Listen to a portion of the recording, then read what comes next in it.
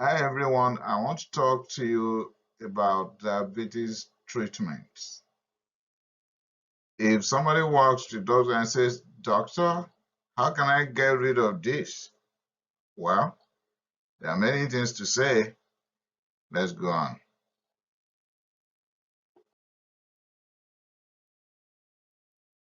I'll be talking more about type 2 diabetes mellitus treatment. As far as type 1 is concerned, the main treatment is insulin. And I have produced two videos on insulin alone, the different types of insulin, the regimen, the complications, and so on and so forth. So please check out the video on insulin on my channel. That is for type 1. Now, let's go ahead with type 2. The first 3 months to 6 months, the first thing to do is to educate the patient on the diagnosis and on the chronicity. In other words, let the patient know that this is a very chronic disease. It's going to be there for a long time. The next thing is lifestyle changes. Talk about weight loss, use of medications, find out the medications the individual is using, if it is antipsychotics, if it's on steroids, and anything like that, you need to know. And of course, any surgical procedure in the past, you need to find out. So, and for weight control, the weight control could be in form of exercise, diet control, and some people take medication while surgery if it is a kind of morbid obesity. Anything greater than body mass index 40 or body mass index 35 and above with some risk factors of heart disease or ischemic heart disease. If you are able to find any of those in this patient, then the weight loss is going to be a very serious issue that diet and exercise will not be able to handle. Some will place on medication, some you refer to have surgery. Psychotherapy. There's a lot of stress associated with diabetes mellitus. So psychologists could be involved. There's possibility of depression in the patient and also in the family members who will be supporting him or her. Treatment of diabetes mellitus is a kind of multidisciplinary approach way of handling treatment or disease. So it's going to involve daily testing, particularly if the glucose level is high and bad. But when you are under control, then the rate at which you test and take medication will be titrated accordingly. Some people will be placed on AC inhibitor. As a matter of fact, it's even almost everybody now that will be placed on AC inhibitor because it is cardio and renal protective. If it's an elderly person, and some other cases, some will be placed on statins and some will be placed on aspirin to prevent coronary artery disease. So it depends on the patient and it depends on the level of glucose that determinations will be made on what will be the best line of management. So it's case by case kind of stuff. But one thing is common to all type 2 diabetes patients. You educate them, watch the weight, watch the diet, in fact, refer to dietitian, know what the medications they are taking, are they planning for surgery, is the exercise working for them, have they stopped smoking, they have to. We have to advise appropriately.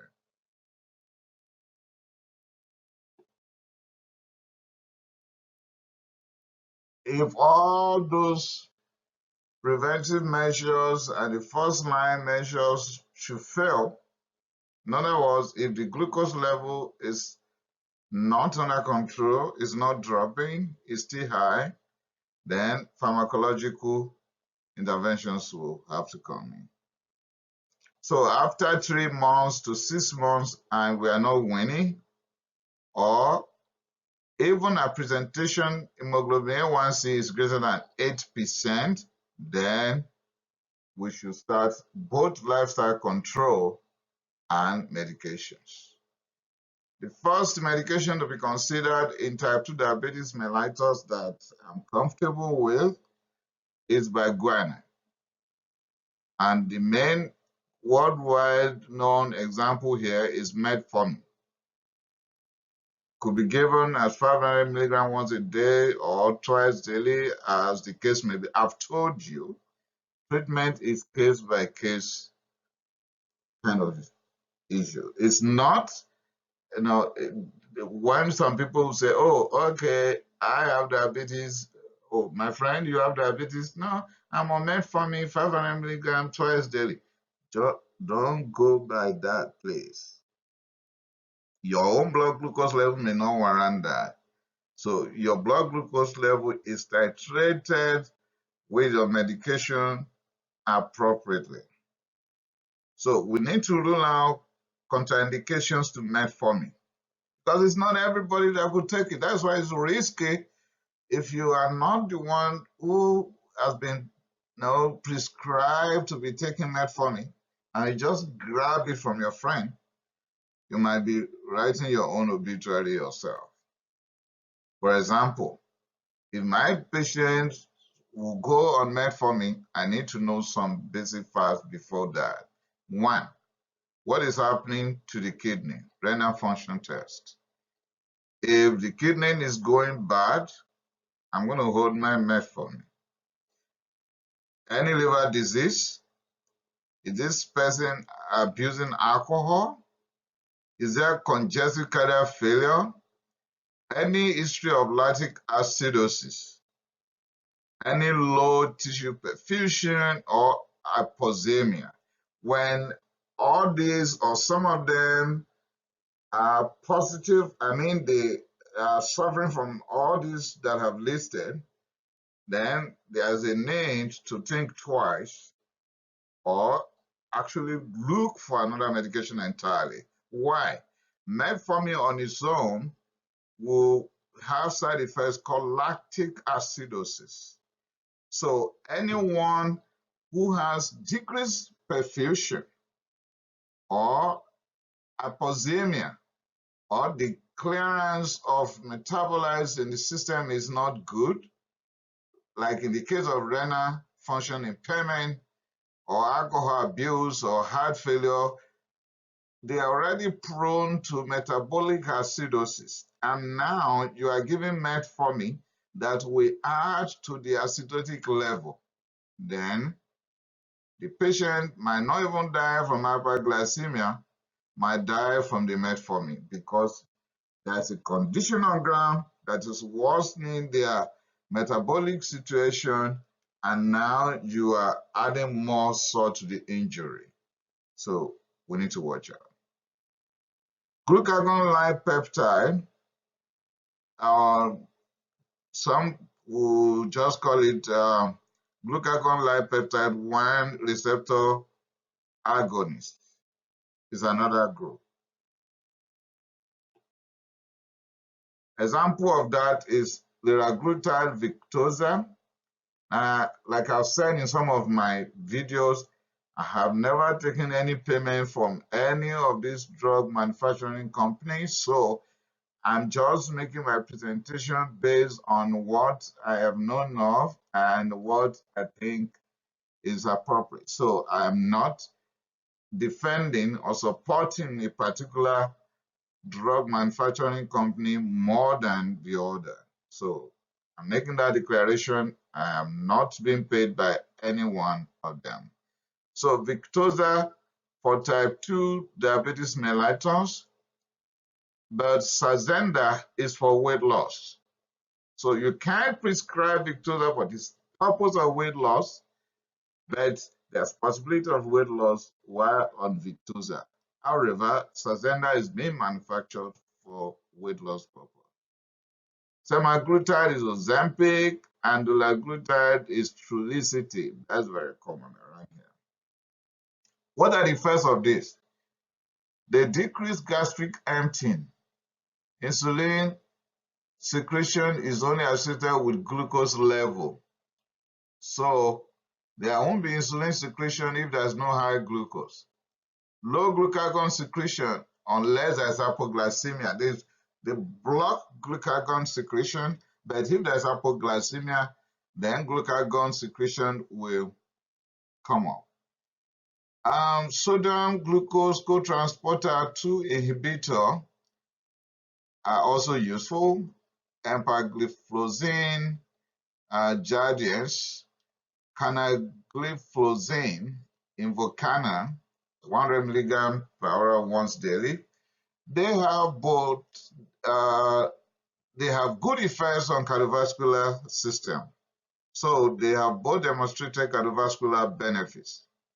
In other words, if your goal in this patient is to take care of the myocardial infarction he or she has had, you can try this SGLT2.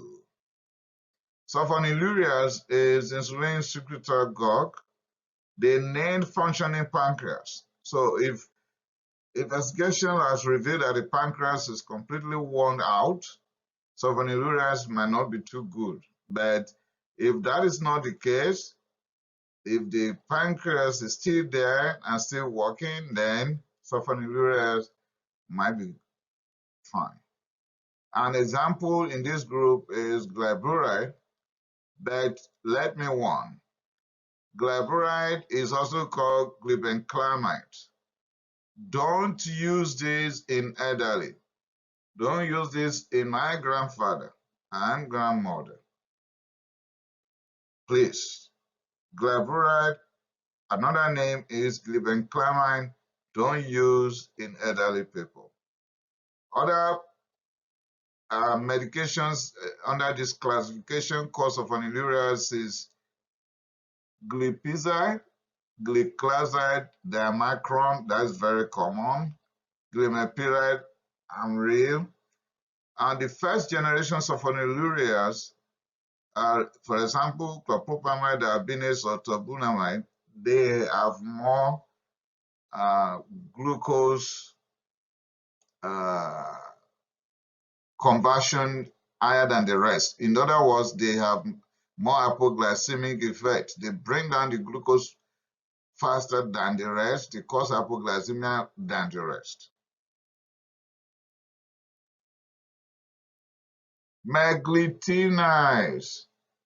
Example is ripaglinide and nateglinide. They need a functioning pancreas via potassium ATP pathway. They increase insulin, and it could be combined with metformin. Thiazolidinediones, rosiglitazone, poiglitazone, and troglitazone. And some people have a lot of trouble with this because of the effects on the heart. And some jurisdictions will not even use any of them, while some are still using some of them. But it's worth mentioning that that group is in existence, and make appropriate consultation with your pharmacist if you must prescribe it to your patient. DPP-4, the peptidase 4 inhibitors. They work like GLP-1 receptor agonists by facilitating glucose-dependent insulin secretion. In other words, it is only when there is glucose that insulin will be secreted, and they will reduce the release of glucagon postprandial and slow down peristalsis. Example is sitagliptin, sasagliptin, vidagliptin, linagliptin, and alogliptin. So you have a lot to choose from. Glucagon-like peptide 1 are produced in the epithelial cells of the intestine. They are released after meal intake. They are rapidly metabolized and inactivated by enzyme called dipeptidase 4. So glucagon-like peptide 1 stimulates insulin secretion and inhibits glucagon secretion.